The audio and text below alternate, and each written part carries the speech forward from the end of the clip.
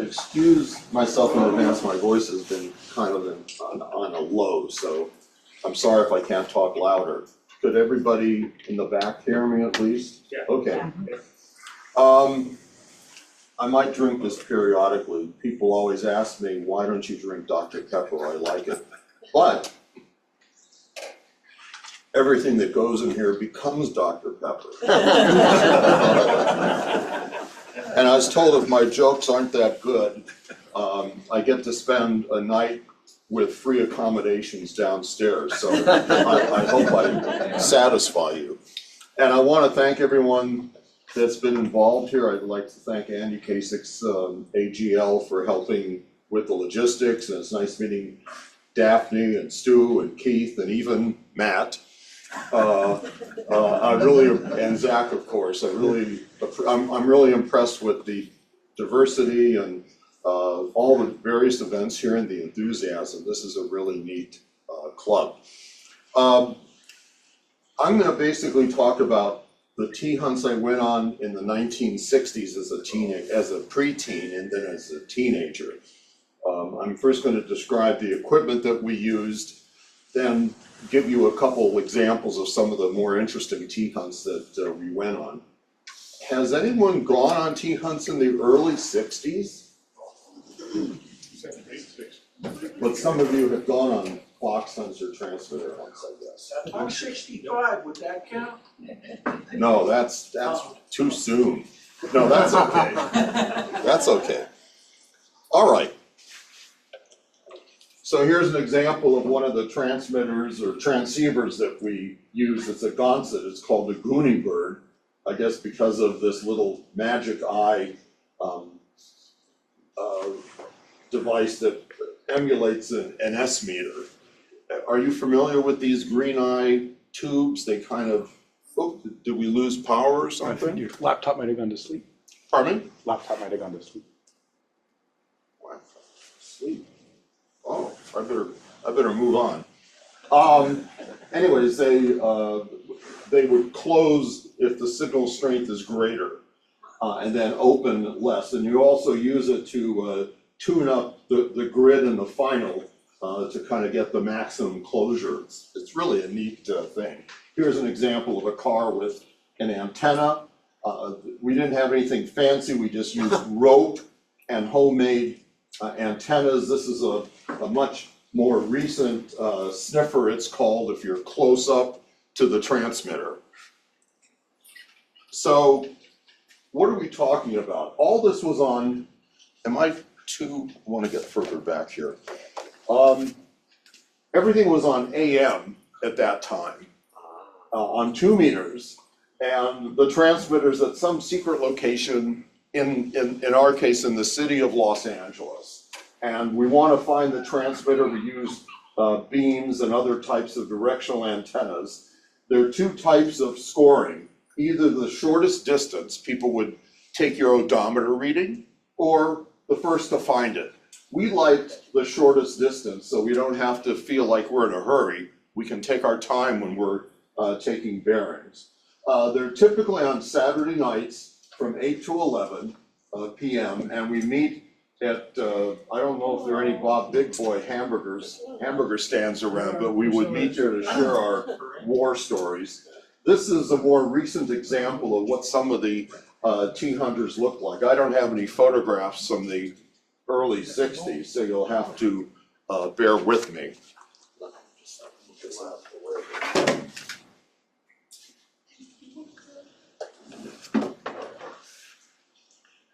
Before I go in detail, I want to remind you of what was not around in the early 60s. Most of you know this, but it kind of gives you an idea of how archaic things were when we went on these tea hunts. Of course, there was no smartphones, no email, no voicemail, didn't even have the little voice recorders yet, no search engines. And you'll see these asterisks. This means that the people that came up with this weren't even born at that time. Okay, so Page and Brin were still like, there were like DNA spread around people that have yet to mate, okay? There were no fancy televisions with 300 channels. The Intelsat had yet to be launched into, for commercial satellite communications. But the only things that were up there were the Sputnik, and which freaked us out at the time because the Russians beat us in 1957 to launch the first satellite. And you could see there was no internet, cable, satellite, no video, MP3, Facebook, what was that? X or Twitter? Nothing. And Zuckerberg wasn't around. And it turned out, I don't think Elon Musk, he wasn't around. And we only had artificial ignorance at the time, no artificial intelligence yet. Obviously no personal computers, that was science fiction if you think about it. A computer in everyone's home? Are you kidding? The only tablets were anisette and bufferin. Kindles weren't around, no Amazon, no eBay. Bezos wasn't born yet, of course, no PayPal but the only one that was born around that time was Bill Gates, but he was still in the sandbox. Well, he always was in the sandbox at Microsoft, but in this case, he just used his hands. What's going on here? It's probably because it's not being charged, it's not plugged in. Okay, so what communication was around in 1963? This is it. There was a telephone, a rotary dial that plugged into the wall. Of course, there was Western Union that your parents would use if someone got married or had a kid. Ham radio and CB CB was in its infancy, but these were the types of messages, very short with the word stop at the end. And if you had to make a call somewhere on the road, you go to something called a telephone booth. Now, kids make so-called emergency calls all the time. I never made an emergency call. I kept my dimes. So this was the communication around 1963. Here's some of the technology. This is supposed to be me behind the television while my parents are watching a test pattern, and they're asking me to rotate the rabbit ears, and of course there are ghosts and the vertical and horizontal locks would fail, and once I got the antenna just right, my parents would say, "Stop, don't move, now we can watch something." And the modern TVs were these very heavy black and white TVs, and there were only like 7 stations in Los Angeles, the 3 networks and 4 local stations. That was it, okay? And here's an example of a typical radio. These things had these heavy B batteries and the C batteries or A batteries in there, so-called portable because it had a handle. They were like tube radios, and they were typically just AM, and you can see the civil defense. I guess it doesn't show up that well in this picture, but there used to be civil defense markers on there in case there was a nuclear event, because back then we had drop drills and the Cold War was going on. And here's your typical in-home computer around 1963. Here's a CDC 3600. Your smartphone is 1,000 times faster, 1,000 times more memory, 1,000th the cost, and a 10,000th the size. Right, an entire room. Typically, they were funded by Defense Department projects, and the rooms had to be cool because there was so much heat dissipation. And this was it. These were the so-called computers. So if someone said, in 60 years, you'll have these little laptops that have all these improvements over this guy would think you're crazy. Okay? Here's what we have. These are the portable calculators in 1963. In high school, I used trigonometric tables and log tables. There were thick books, and you had to add the 2 logs together, which was equivalent to or subtractive, which is division. And my boss, when the calculators came out, said, "How can you stick 500 pages of tables into something this size?" And this was the very first calculator. He couldn't comprehend, and he was a a brilliant technician in the Navy. You couldn't comprehend how you can stick all this data in such a small package. And this was just the truth tables. And of course, we had slide rules. I'm sure a lot of people were slide rules. We had Don Silver in chemistry who could do these 3-digit calculations in his head. He didn't need a slide rule. And when we had the test in chemistry, the teacher gave us all these 3-digit multiplication. The chemistry teacher looked at this kid that was amazing. He said, Don Silver, you cannot use your brain. He had to use the slide rule. That's a true story. He couldn't use his brain. Okay, Back then, what can a dollar get you? It can get you about a gallon of gas, a couple gallons of gas, a Big Mac, a Coke, I'm happy. and a stamp that you can send I'll the be okay with information getting out the to your ship. friends. This is what a dollar can get you. Why aren't you happy? Because we do the same trick. To go on a tea hunt for $1. Isn't that It's a amazing? different excursion. Tons of Say again? Okay, now let's turn to the I tea agree. hunt itself. Did you look at Richard's? We should do something else. That we're only doing There's the one. so-called Fox that they call it these days. Well, This is the no, I person have that not hides looked the at the transceiver. picture And again. this is a transceiver, so it can be used either for They're hiding doing some or tour of to the try to find the homes from. transmitter. This is, I'll go in more detail about the parameters of this, but this is the hider. Typically one transmitter is hit. Now they have more than one. It's really evolved. And then there's a group of tea hunters. It might be like 10 to 20 cars with these side-mounted beam antennas. And the antennas were typically homemade beam antennas. I couldn't afford to make one of these, to buy one of these antennas. I was only 13 or 14 years old. And they'd be tied to the little vertical vent chrome-plated strip here with rope. And in this car, there was a driver, of course. There was a radio operator that handled the receiver and typically the beam antenna. And then there was a so-called navigator, which was the youngest kid, me, in the back seat, trying to look at maps to try to figure out what to do. So those are the participants. This was part of our GPS back then.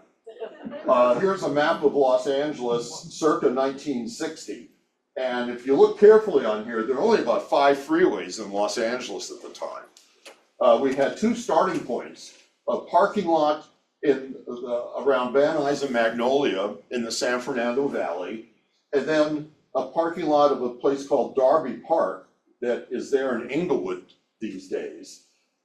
Now it's called the Van Nuys Recreation Center. They've really improved on this. And a little side thing that I was just thinking about when I put this talk together.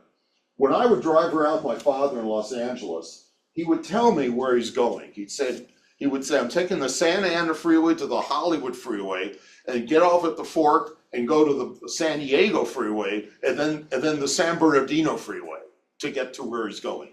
Now, they say they take the 118 to the 5 to the 4 to the 113 to the 105. They don't call the freeways by their names anymore. It's just an interesting sidebar. Okay, here's the equipment that we used. Again, it was on 2 meters and it was all amplitude modulation, mobile rigs. Later on, FM came in, but much later.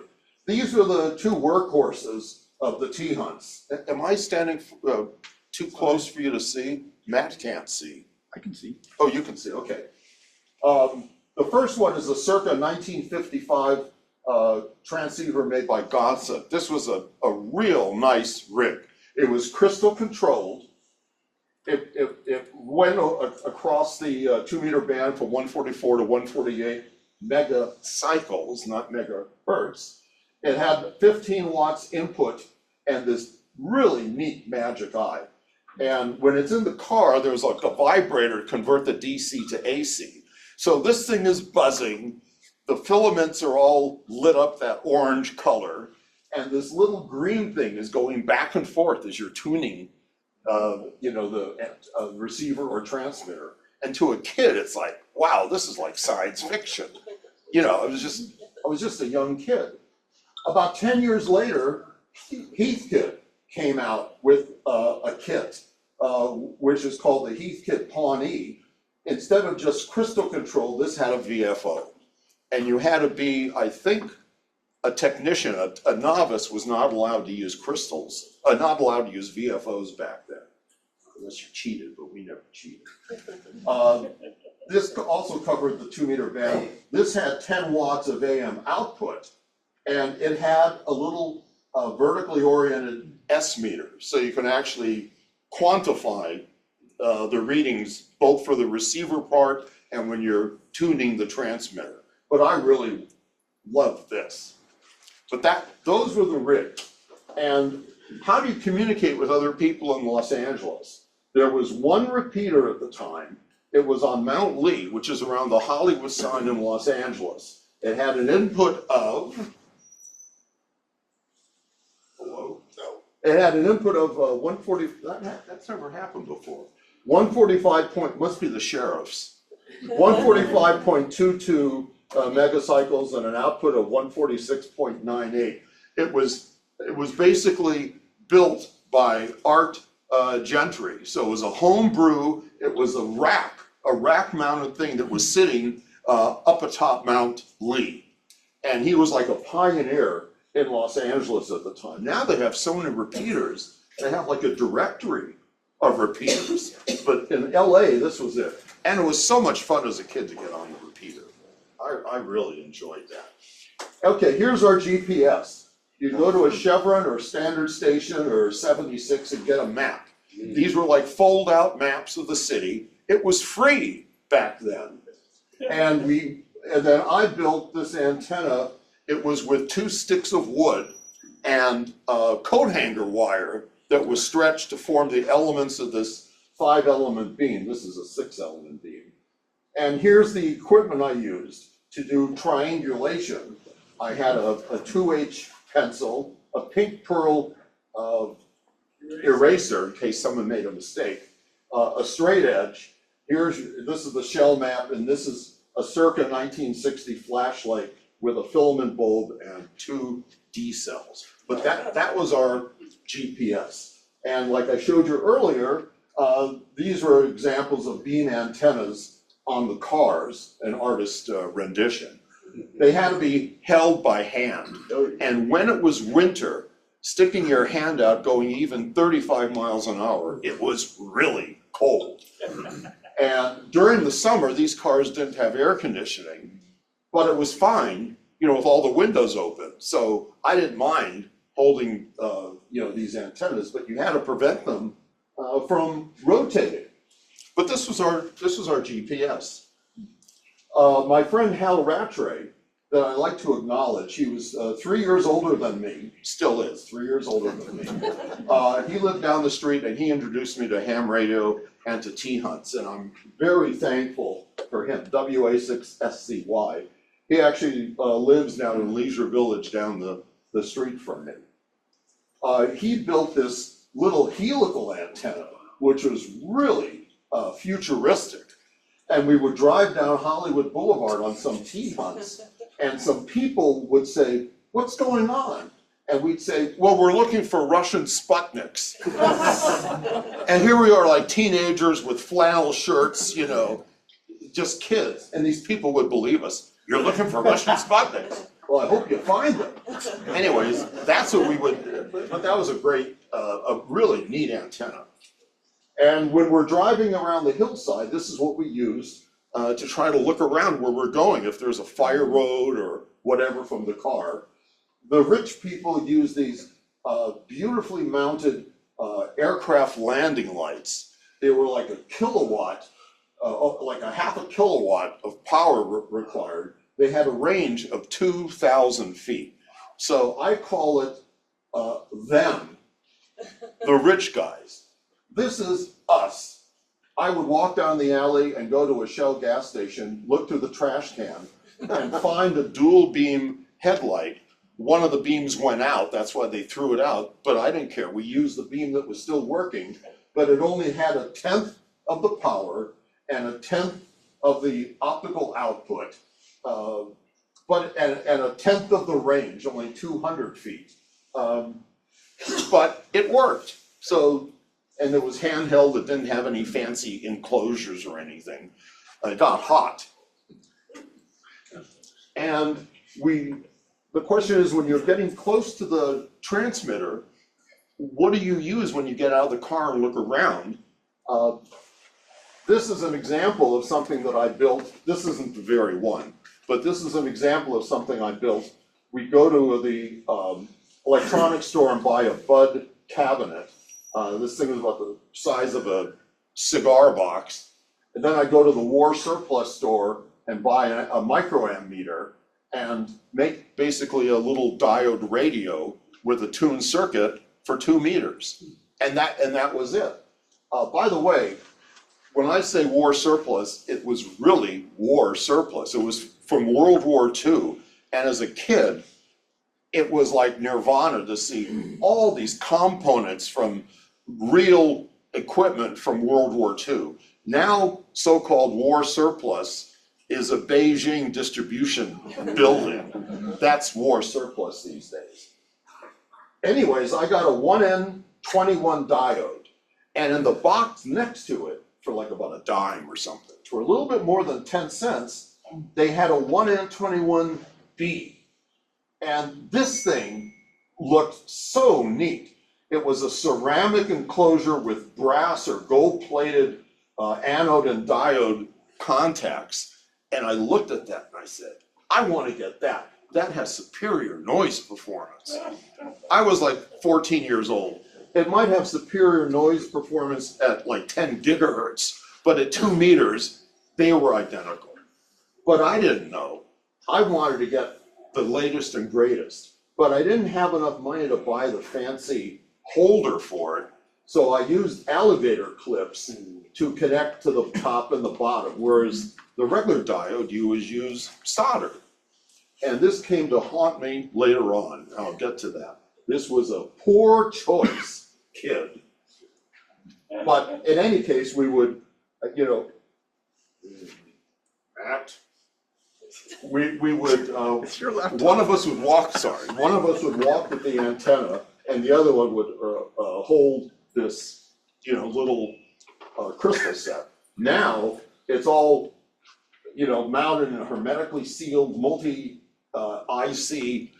receiver that's probably better than the Gonset and the Pawnee receivers from 50 years ago, and it's connected directly to the antenna.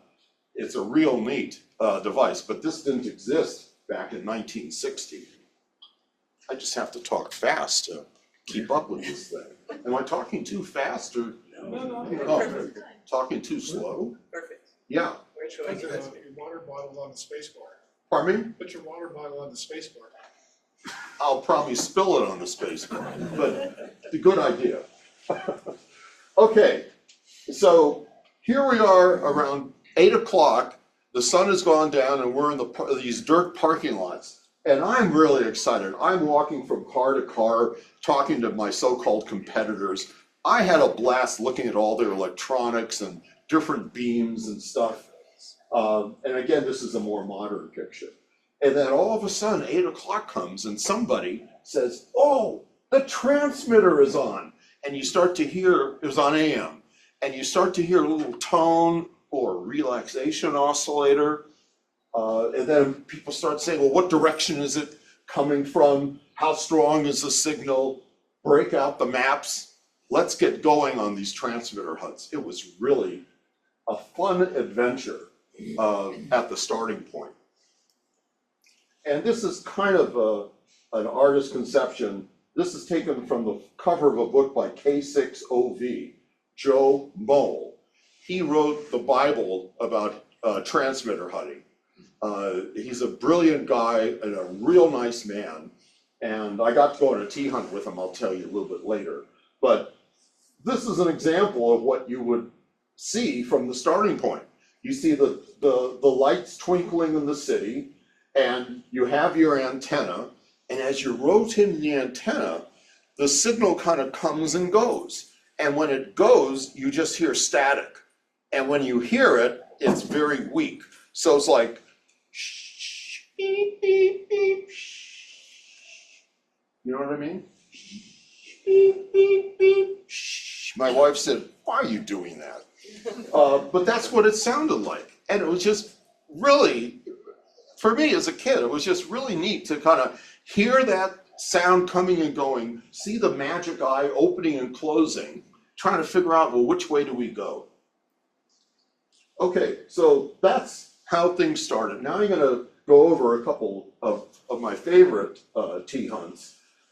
This is just some pictures from more recent issues of CQ and just showing, here's an example of kids walking around in a park. And when I saw this picture, I thought, oh, they're just texting their friends. That's what it looks like. But they're actually using these little sniffer type receivers. But anyways, people text too much, I think. In any case, let me go over a couple tea hunts with you. My first tea hunt, 1963. The transmitter was about, sound like Jack Webb, the transmitter was about 18.3 miles in the city of Angels. From the starting point, somewhere in the hills above Glendale. I cheated. The reason I know it's 8.3 miles is I went to Google Maps, put in the starting point and where I thought the ending point was, and this was the distance. So these numbers didn't exist 60 years ago. And here, this describes me. I'm only 14 years old. I had a little foot brake Huffy bike, or I would take a bus, or I would hitchhike in Los Angeles. Kids hitchhiked back then. And the tea hunt, I was relegated to the maps because I was the youngest kid. They said, Pepper, get in the back seat, look at the maps, and tell us which way to go. And it was really exciting because this is the first time I went in a car where the drivers were my friends, not like my parents taking me to the uncle's house or to a ridiculous card game at the park. I was actually, it gave you a sense of independence as a young teenager with your buddies driving the car. So this is what, and this is like kind of roughly where the transmitter was. This is Glendale, and these are the Verdugo Mountains above Glendale. Here's the starting point. It didn't look like this in 1963. This is like all beautiful, and now they take credit for it. Van Nuys Sherman Oaks Park. Back then, there was no sign. It was a dirt, bumpy parking lot, which was fine. But in any case, it's nice that they've improved on this. People are actually going to the parks. It has tennis courts, baseball, basketball, all kinds of things. But we were in the parking lot at the Van Nuys Sherman Oaks Recreation Center. Here's an example of the first bearing we got. It was kind of in a northeast direction with the beam antenna. Here's what we had. We had this homemade beam antenna. Hal WA6TWA supplied the Gonset. I had the map. Hal had one of these heavy, portable, so-called portable floodlights. Your little LED pocket thing puts out about 100 times more lumens than this thing did. And think about it, you get a bearing here, you have no idea where along this bearing the transmitter is. Sometimes people would fake us out and actually hide a little fleet power transmitter at the starting point. So you would start driving on the freeway saying, oh, it's up by Mount Wilson. No, it was like 10 feet away from your car. But you don't know exactly where it is. So it could be any place along here. So what do? We use, I learned about this, triangulation. You get your first bearing that's in this direction, artist conception, and then you drive along Van Nuys Boulevard. No, it wasn't Van Nuys Boulevard. It was Van Nuys goes north and south. This might have been Burbank Avenue or something. Or yeah, you drive along Burbank Avenue for about a mile, then you stop, you take a second reading, you get a slightly different bearing, and then you drive a little further, you get another one, and then if you drive and the bearing is this way, you've passed it. So you've gone too far. And then you take your straight edge with the pencil and the pink pearl eraser, and if you're lucky and you draw a circle, you have an idea roughly where the transmitter is, where these lines cross. Now, a lot of the people that hid the transmitter were very clever. They would bounce their beam off one of these petroleum, natural gas tanks, these big round tanks that used to exist in Los Angeles back then. And you'd end up heading toward this round tank, because that's where the beam, the transmitter power bounced off this tank. You got to this tank and you realized there's not a transmitter inside this gas tank. You'd look around and you get another bearing in a different direction. So you gotta take all that into account. Sometimes they'd rotate their antenna and the polarization would change. Sometimes they decrease the power. So you think, oh God, it's another 10 miles away, but it might only be a half a mile away. So, people would use all kinds of tricks. But we deduced it somewhere in the foothills of Glendale. Now, as we're driving, these were examples of the AM radio stations, the music we would listen to. Louie Louie, the Harlem Shuffle, Suspicion, Runaway, Please Mr. Postman, Will You Still Love Me? Tomorrow, nobody knows what I'm talking about. Okay, Taylor Swift, we'd listen to Queen, I don't know, but this is the kind of music we listened to. It was AM radio. These are the old push buttons that they're plastic. You'd have to pull them out and shove it in to lock the station. And some of the antennas on the Cadillacs were motorized. We didn't have a Cadillac. You press a button. Okay, I'll move on. Okay, so here's what happened on the T-Hunt. We're driving around the Verdugo Mountains. Here's Verdugo Mountain Way. The meter was pegged, and the signals were just bouncing all over the canyon. And we would stop at various fire roads, get out and look around with this flashlight. We didn't have a sniffer back then. This was one of the first T-Hunts we went on. We never found the transmitter, but it was a lot of fun. And the guy hiding the transmitter, the relaxation oscillator made these really weird space age sounds, like pew, pew, pew. I mean, it really sounded neat. And then he'd get on and he'd say, this is Mount Suribachi. That's where the transmitter is. Well, I didn't take social studies yet, so I had no idea this was, Iwo Jima and a very famous battle. I just said, where the heck is Mount Suribachi? So I was with Hal and his friend Lou, that was the driver. But like I said, it was just so much fun. And it was a real dark and cold night. The Verdugo Mountains back then, I don't know if it's changed, there were no street lamps at all. So you're driving in total darkness. It was a dark, moonless sky with these real interesting sounds going on. So it was this really just mystic, majestic, or whatever. Here's the second T-Hunt. This is a T-Hunt that would never exist today. It was somewhere at Los Angeles International Airport, which is about 7 miles from the starting point. The starting point was Darby Park in Inglewood, and we got a bearing out west toward the ocean.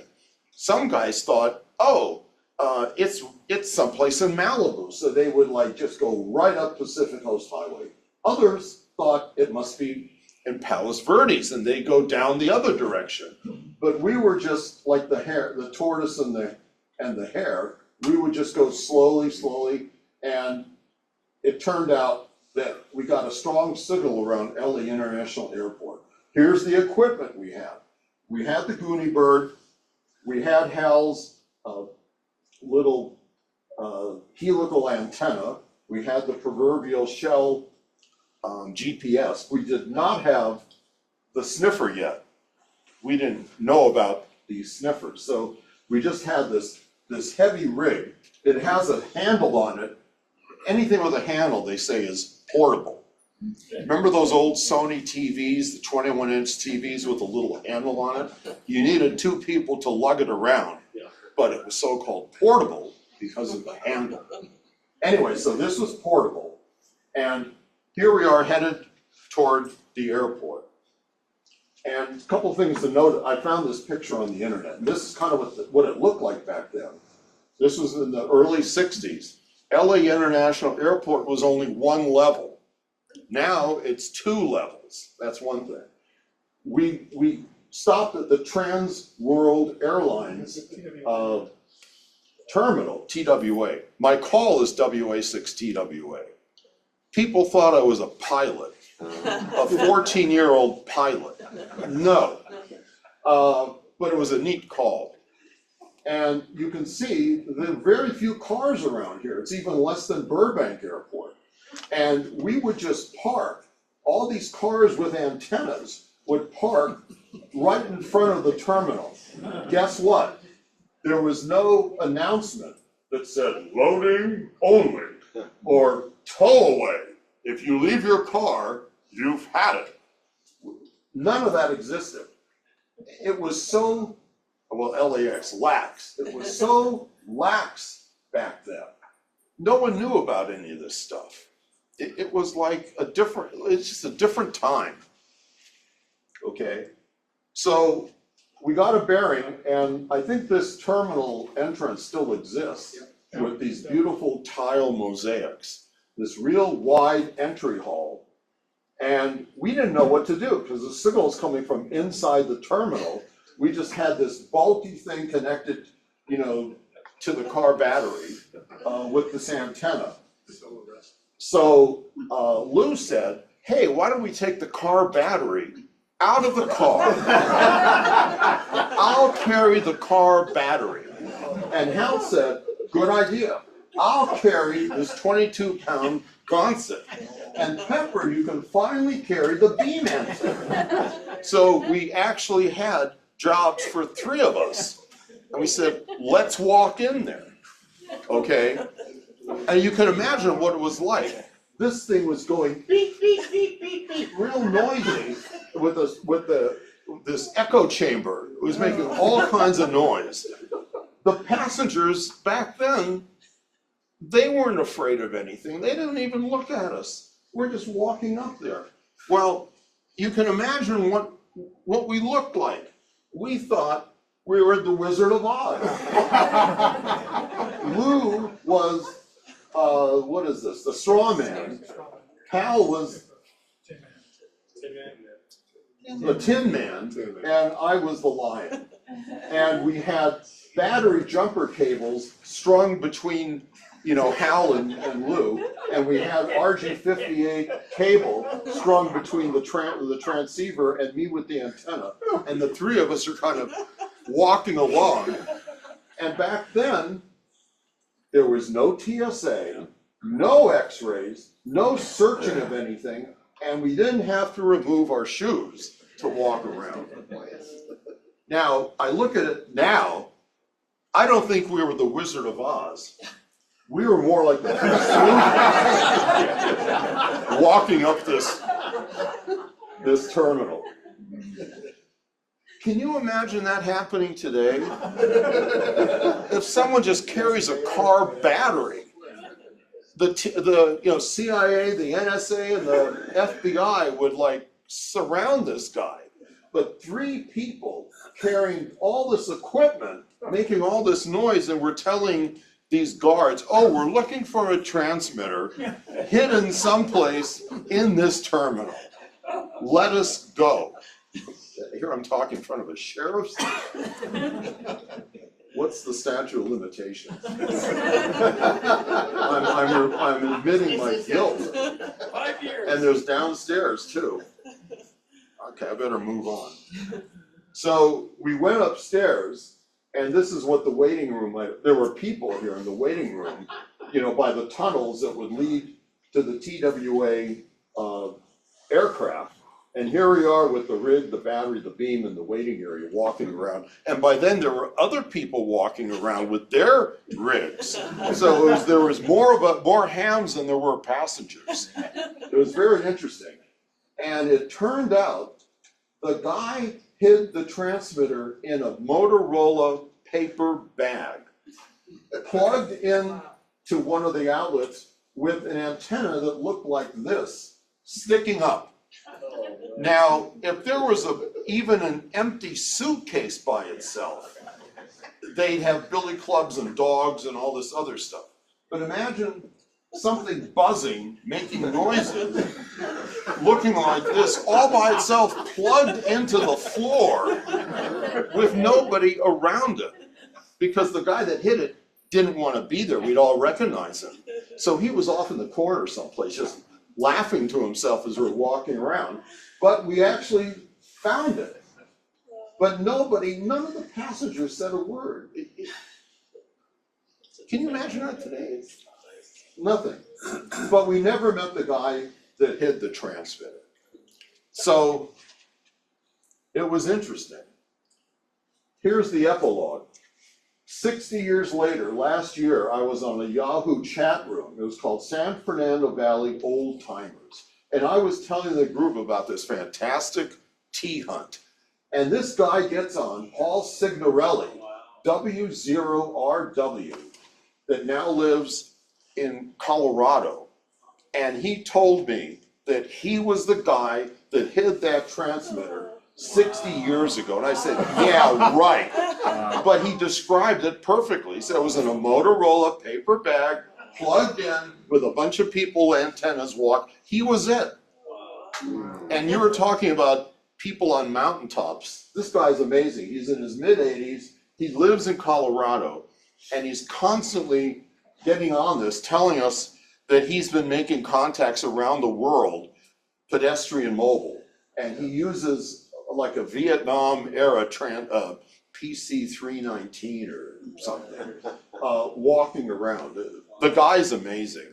It was just so neat to meet Paul, at least, on the internet.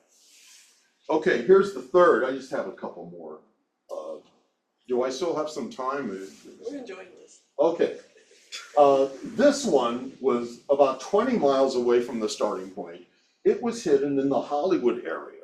This is an old picture, if you remember 60 years ago, or when it was this big Coca-Cola sign. Here's the Roosevelt Hotel. That, I think, is still there. Yeah, so the transmitter was hidden someplace around Hollywood Boulevard. And here we are at the starting point. It turned out Hal and Lou, by that time, they were going out on dates. So I'd call all these hams. I said, can I go on a tea hunt with you? I'm too young to drive. They said, no, I'm going to the Sadie Hawkins dance and blah, blah, blah. Which, I said, what's that? They said, you'll find out. But back then, I knew nothing of, I just wanted to get on the air. By then, I had a Honda 305 Dream motorcycle. And it had a battery a little bit smaller than the one you're gonna raffle away. It was 12 volts. My Pawnee worked on 12 volts, and I said, I'm gonna go on this tea hunt. I'm gonna strap this heavy transceiver to my rack, use jumper cables to go to the battery that was just enough to power the headlights and the ignition system. Little did I know. And I'm gonna ride this motorcycle. And these guys were cracking up. They said, Pepper, how are you gonna get a bearing? What are you gonna do? And I said, I outsmarted them. I got a cable, a RG58, and I soldered a whip to the cable. And I would hold it in front of me and turn around like a parabolic antenna on a battleship. And I was wrong. I thought, the signal will bounce off my body, go to the antenna, and when I'm facing the transmitter, I'll get a maximum. That's the way I drive, okay? With my motorcycle. Well, I was 180 degrees off. It turns out that this is called a beam fading technique. The body acts more as an absorber than it does as a reflector. So the idea is turn around until you get a minimum, because the transmitter, the energy had to go through your body, so it's attenuated the greatest. So if you're looking out this way and you have a minimum, the transmitter is not in front of you, it's behind you, which is the exact opposite. If you had a beam antenna, you look for a maximum the transmitter's in front of you, where the director of the beam antenna is pointing, okay? And here's an example of what the radiation patterns would look like. Here's the fellow with seeing a null point, and there's a slight increase in the power in the backward direction, and the lobe is very broad because there's really not that much directivity compared to a beam antenna that has a lot of gain. So this is the obvious.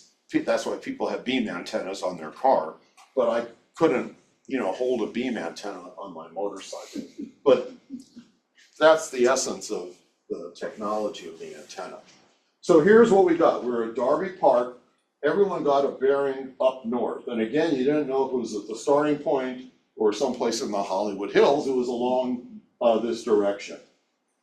So here I'm driving, I'm following them. I figured, let me just drive for a while and then I'll, break out my whip and get another bearing. Everything looked great until about 5 miles up Crenshaw Boulevard. The Honda stalled because the battery, if I had this battery, I'm sure it would last for about 5 hours. That's why you should send in your raffle ticket, buy your raffle tickets before you leave. Because it's a lithium battery, right? This was an old acid battery with sulfuric acid back then. But anyways, the Honda died, I disconnected the Pawnee. The hunt was over for me. That was it. But I figured I'll drive up to Hollywood because on Saturday nights, a bunch of guys in motorcycles would meet and schmooze at the Hollywood Wax Museum. These are not ham radio operators. And these weren't the Harley guys. These were guys with scooters and Vespas and Honda 50s, like the little bikes. And we'd all kind of sit around and just chat. And then someone would say, hey, let's go to Pink's hamburger stand. And then everybody would get on their motorcycles and we'd all go to Pink's on La Brea near Melrose, if you know Los Angeles. We'd all park in front of Pink's. And then after about 20 minutes, someone says, let's go back to the Hollywood Museum. It's like a flock of pigeons. They go one way, they turn around and go another way, but it was fun. This was how I spent Saturday nights long before I went on these tea hunts. It was a lot of fun. But then when we're in front of the Hollywood Wax Museum, all of a sudden I start to see tea hunters driving along Hollywood Boulevard. The very tea hunters I saw about an hour earlier at the starting point. I must be close to the transmitter. And I never even had anything hooked up. I was just chatting with these guys at the Wax Museum. So I said, I have a chance. So I went near the Chinese theater. There was a parking structure next to it. It was just a random parking structure. I rode my motorcycle in there and I started to set everything up, but the battery was so weak that I really couldn't get a good signal. I said, well, let me turn on my sniffer. Nothing. So I figured I'm not close to it because the sniffer only works within a couple 100 feet. So I figured, well, my night's over for me. At least I tried. I mean, I could have driven right up to it. Well, it turns out that I did without knowing it. The transmitter was hidden on a level above me in the same parking structure with the antenna dangling down the side of the parking structure. And I was just a couple floors down. It's like, well, why didn't I hear that on my sniffer? It would have blasted my sniffer. Well, you remember I told you that I used this fancy schmancy diode with an alligator clip. Well, the motorcycle vibrates, and after 20 miles of that, the alligator clip just came off. So the circuit was broken. Had I soldered this thing in and not thought that I was a smart, guy, and got this space-age diode, it would have been a different story. So I now reminisce that had I soldered the 1N21 instead of using the alligator clip, my sniffer would have been pegged. This triplet microammeter would have zoomed up past the scale. I would have found the transmitter without ever taking a bearing for 20 miles. I would have beat everybody that was laughing at me at the starting point. It's like winning the lottery. You know, I could have won the lottery, the T-hunt. I would have come in first place. Isn't that amazing?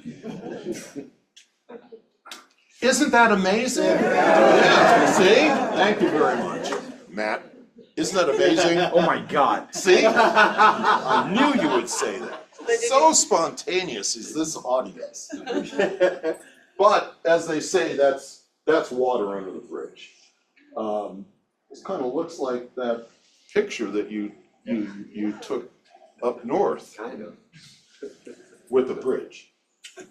Okay, this is the last hunt I'm gonna talk about. I went to Fairfax High in LA, and I was a member of the chess club and the radio club. The very things that would attract the most beautiful girls in that campus. The chess club and the radio, maybe these days it would, right?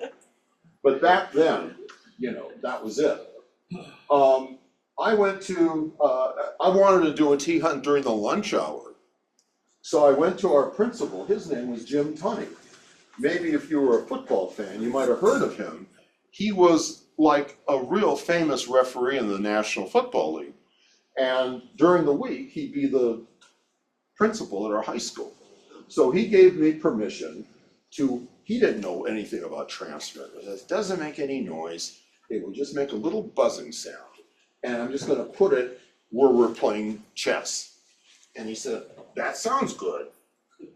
So I hid the thing in the room. I put it on the desk of Mr. Getzi, who was the teacher that sponsored the chess club. And it didn't make any noise, nothing. And it was very quiet. There was a 1965 chess tournament going on in that room. Everything was fine. And the hunters were searching around with sniffers all over the campus. Well, eventually they got to the room. And when they got to the room, they all came in with the sniffers with pew, pew, all the noise. And it completely destroyed the concentration of this 1965 chess championship. And I got reprimanded by Mr. Getzi. And I'm sure that they didn't invite me back for the next chess championship, much less another T-hunt. But it was really a neat experience for me. So let me kind of summarize. In the 20th century, way back when, we had AM for the Fox. Everything was rotated by hand, mounted on the window. Remember? The signal would fade. We had GPS, I did that in the back seat. We had the Magic Eye, which was really neat, and the sniffer without an alligator clip now. And the bearings were all done by maps and triangulations. And this is what a typical car and antenna look like. That's the 20th century. How about the 21st century? Now, everything's on FM, okay? And instead of having a beam, some people still have beams, they have phased arrays. If you look at police cars, a lot of them have these multiple whips sticking out of the roof of their car, and they use Doppler shift or time of arrival to basically electronically steer the reception of this antenna array. It's an array of little antennas that are phased up electronically. You can even buy these things commercially. The thing that's neat about it is that the display looks like the pilot's console in an airplane. You know, with a little guy that goes around and little LEDs that light up. The displays are really fancy. And K0OV, Jim took us, I forget his last name, Jim Mole took us on a tea hunt about 15 years ago, my wife and I. And it was really nice. He took us on this tea hunt. We really had a great time. But it was like a library inside. It was so quiet. I said, where's all the noise? Where's the static? He said, we don't need that. We have the phased arrays. We can just look at the displays. Well, that's what he did, but it was fun. And then we got close to the transmitter. He handed me this sniffer. Like I said, it was all one package. It was so light that had the receiver and the beam antenna that you could walk around, and we found the transmitter. But it was really neat. These days, instead of having one transmitter, some groups have multiple transmitters, and other groups have transmitters that are not broadcasting constantly. They would say, we're gonna turn on the transmitter for 10 minutes and then leave it off for 20 minutes. So you have to do all your work in that amount of time. So they add a lot more complexity to it, but that's okay. Before I go, I just want to give you an example of what my rig looked like in the early 60s. My parents were really supportive. They bought all this used equipment from Henry Radio that was in Los Angeles. I had a Collins receiver, a Gonset transmitter. I got a Model 15 radio teletype machine, which was a Navy surplus with, this is what it looked like, but it was a rack-mounted thing to decipher the frequency shift keying, the FSK signal to drive this. Well, now everything is on a laptop, the FT8, whatever it's called, that modality. And I had a 60-foot antenna with a tower with a T833 and a 5-element 2-meter beam. I had the sniffer. Since back then in the dinosaur age, we actually used Morse code. And I learned how to use a Vibraplex mechanical keyer that when you push it in one direction, there's like a spring-loaded horizontal pendulum that generates the dots. And then you put your thumb on the other side to generate the dashes. You know, if you wanna, I really loved working with that. Unfortunately, we lost most of this in the Woolsey fire in 2018. But now we live in beautiful Camarillo. So that's the silver lining. In a couple minutes, you might want to know a little bit about me. Who is Dr. Pepper? I was born in LA, went to Hancock Park Elementary School, which is near the farmer's market, the Grove in Los Angeles. I graduated in the Pleistocene era. Here's an example of a neighborhood pet that we had, a pet down the street. Here's the picture of our graduating class. Notice the girls wear skirts that have to cover their knees with these nice shoes that have shoelaces. And everybody looked so neat. Interesting term. My first grade teacher was Mrs. Shane. Her claim to fame was on the famous KISS photograph at the end of World War II, Victory in Japan Day in New York. Since then, another lady and a sailor came and they said, well, we're the ones. But everyone has passed away, but it didn't matter. Mrs. Shane would go on all these parades and talk to veterans, introduce veterans to elementary school kids and have them talk about their experiences. She was wonderful. In the 4th grade, I started doing little experiments in class as a 10-year-old. The kids called me the scientist. And I would build crystal sets and cosmic ray detectors. I had a lot of fun. After school, I had paper routes. I sold papers on the corner. At high school, I was a searchlight operator. These were old World War II anti-aircraft searchlights that were then used for advertising. They had 15 kilowatt piston-driven generators that would power these searchlights that put out about 900 million candle power using a carbon arc to generate the optical source. So it was a lot of fun. That's what I did. As an undergrad, I was lucky. I was a UCLA physics major. We worked at one summer or 2 summers at the Stanford Linear Accelerator. So I learned all about high energy physics as an undergrad. It was wonderful. I got my PhD at Caltech. I worked with an area called time reverse light. I was fortunate enough to have a Scientific American article written about the work that I did with a lot of other people internationally who were brilliant. I worked at the Hughes Research Labs in Malibu. This is the research wing of Hughes Aircraft Company, but now that Hughes Aircraft Company is sliced and diced, it's now owned by Boeing and General Motors. Here's a picture of the scientist that demonstrated the world's first laser at the research lab, Dr. Ted Mayman, in May of 1960.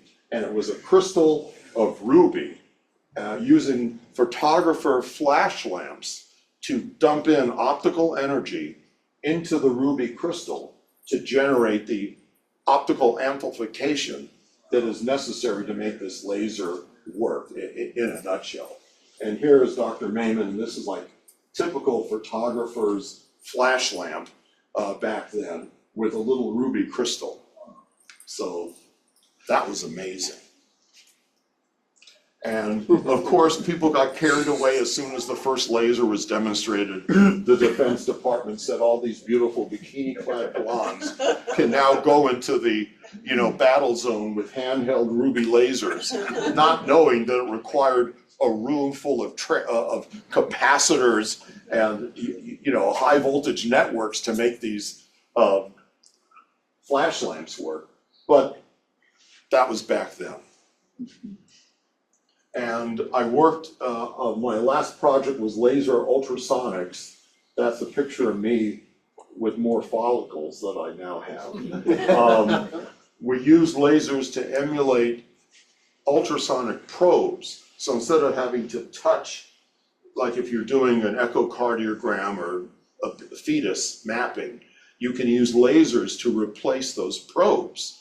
And that's important if you're trying to measure the properties of a red hot pipe as it's being extruded. You can't touch it, but you can use lasers to zap it without damaging it and generate ultrasound and use a second laser to pick up the vibrations. So in a nutshell, you're able to do things at a distance using lasers.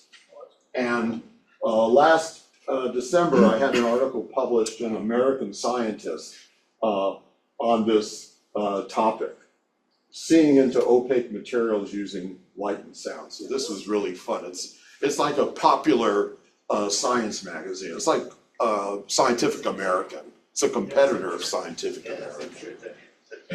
So I'd like to thank you for your time. Before you boo and call the people to take me downstairs, these are some references. Now, unbeknownst to you, I have very tight contact with the Dodgers baseball organization. You might not know this. And I know Shohei Ohtani was playing. I don't know who won.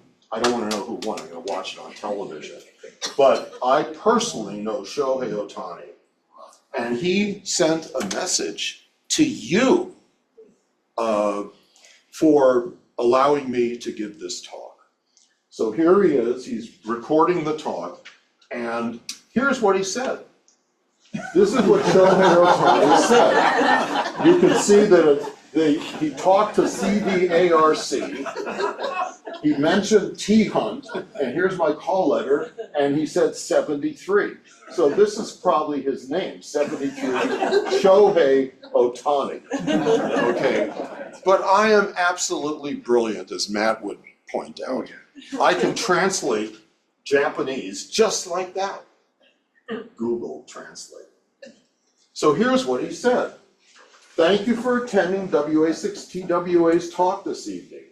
When I return to Japan, I plan to organize a tea hunt in honor of CVARC 73 Shohei. So Shohei will take this club back to Japan, and he'll probably use you to set him up. You just have to learn Japanese. But I want to thank you very much for your attention. It was fun giving this talk. Hopefully you were understanding of the information.